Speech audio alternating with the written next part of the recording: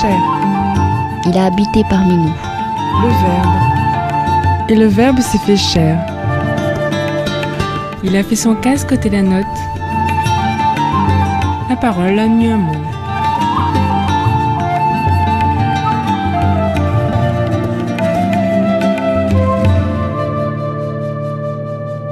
Bonjour à vous toutes et à vous tous, frères et sœurs en Christ. Merci de votre fidélité autour du partage de ce jour. Soyez en tout temps et à tout moment bénis de toutes les bénédictions en Christ dans les lieux célestes. Amen. Évangile de Jésus-Christ selon saint Luc, chapitre 18, versets 9 à 14. En ce temps-là, à l'adresse de certains qui étaient convaincus d'être justes et qui méprisaient les autres, Jésus dit la parabole que voici. Deux hommes montèrent au temple pour prier. L'un était pharisien et l'autre publicain, c'est-à-dire un collecteur d'impôts. Le pharisien se tenait debout et priait en lui-même.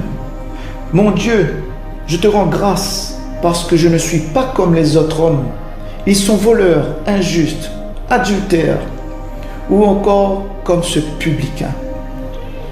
Je jeûne 2 fois par semaine et je verse le 10e de tout ce que je gagne. » Le publicain, lui, se tenait à distance et n'osait même pas lever les yeux vers le ciel. Mais il se frappait la poitrine en disant « Mon Dieu, montre-toi favorable au pécheur que je suis. » Je vous le déclare, quand ce dernier redescendit dans sa maison, c'est lui qui était devenu un homme juste plutôt que l'autre. Qui s'élève sera abaissé, qui s'abaisse sera élevé.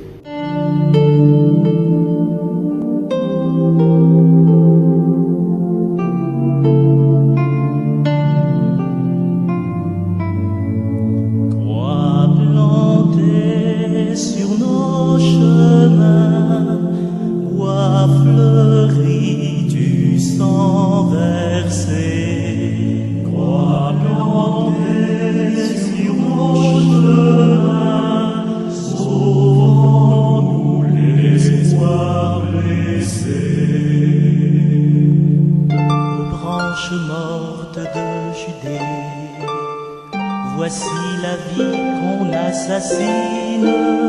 La voix du juste condamné s'éteint sans bruit sur la colline. Croix plantée sur nos chemins, bois fleuri du sang versé. Croix plantée sur nos chemins, sauvons-nous l'espoir blessé. Tu crois, Seigneur, au lendemain, comme un veilleur attend l'aurore. Les yeux remplis de ton matin, nous veillerons longtemps encore. Croix plantée sur nos chemins, bois fleuri du sang versé.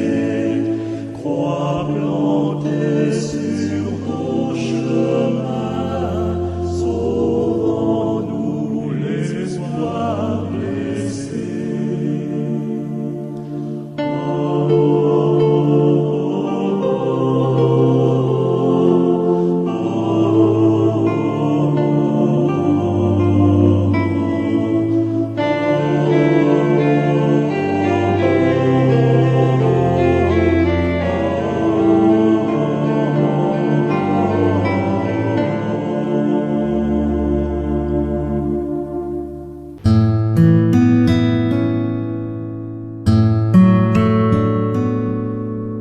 De l'eau et de la lumière, parole de vie.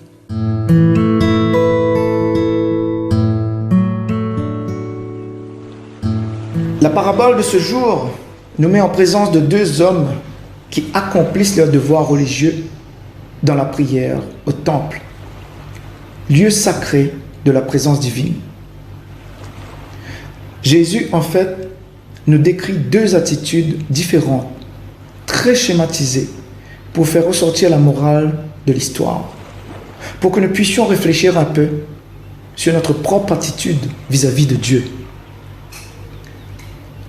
Les pharisiens commencent par rendre grâce, ce qui est parfaitement louable. Ils remercient le Seigneur, car sa pratique fidèle de la loi, comme le jeûne ou l'offrande, lui permet de se sentir ajusté, on va dire, à Dieu, et d'être loin du péché. Pour lui, il a bien agi, et se situe du bon côté, celui de la faveur et de la bénédiction divine, et non du côté du mal et du péché. Mais très vite, on se rend compte que ce pharisien décroche de la prière et va se mettre à faire une contemplation de lui-même, et une contemplation satisfaite.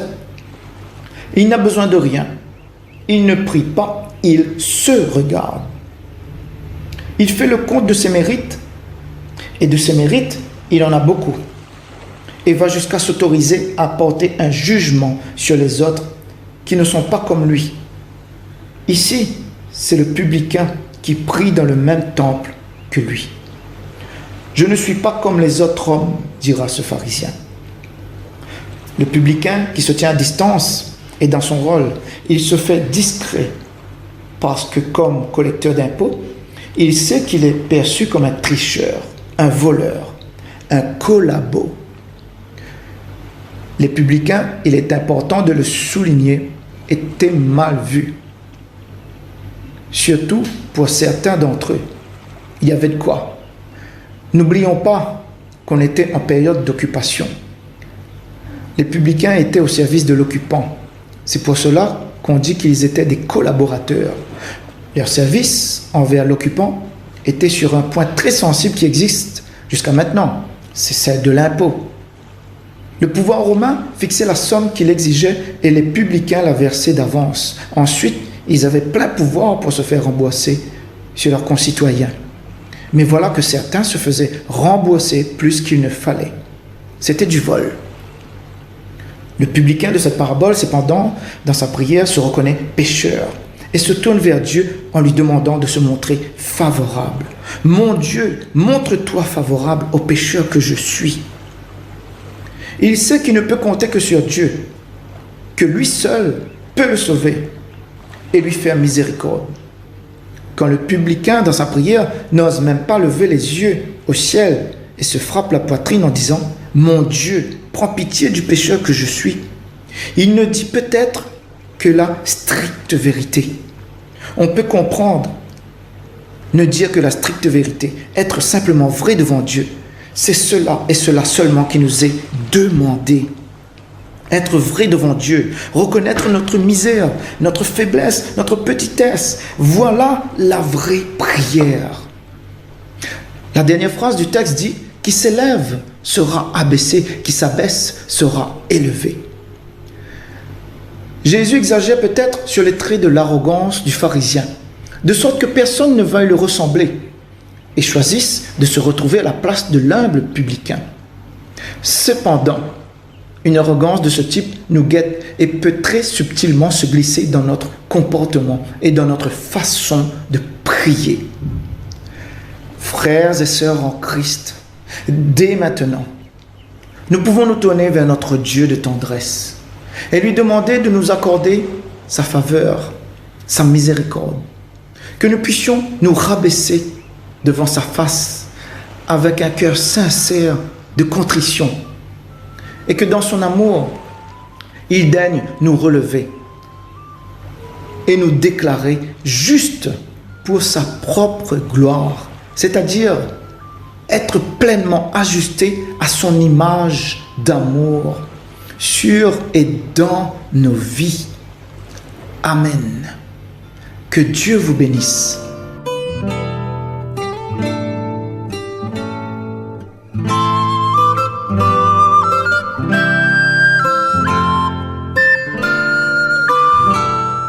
C'est moi le Seigneur ton Dieu, écoute ma voix. C'est moi le Seigneur ton Dieu, écoute ma voix.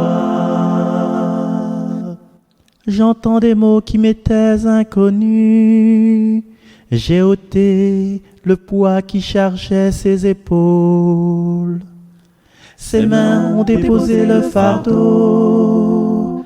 Quand tu criais sous l'oppression, je t'ai sauvé. C'est moi le Seigneur ton Dieu, écoute ma voix. Je répondais, caché dans l'orage, je t'éprouvais près des eaux de Mériba. Écoute, je t'adjure, ô mon peuple, vas-tu m'écouter, Israël?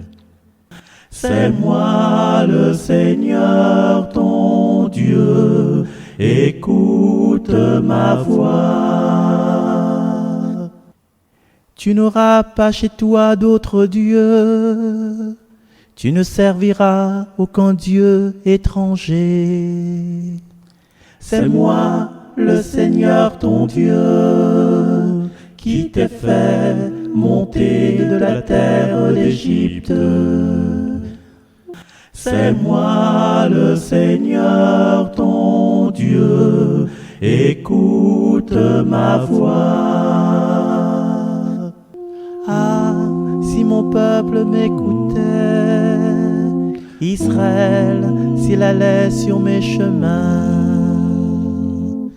je le nourrirais de la fleur du froment, je le rassasirais avec le miel du rocher. C'est moi le Seigneur ton Dieu, écoute ma voix. C'est moi le Seigneur ton Dieu, écoute ma voix.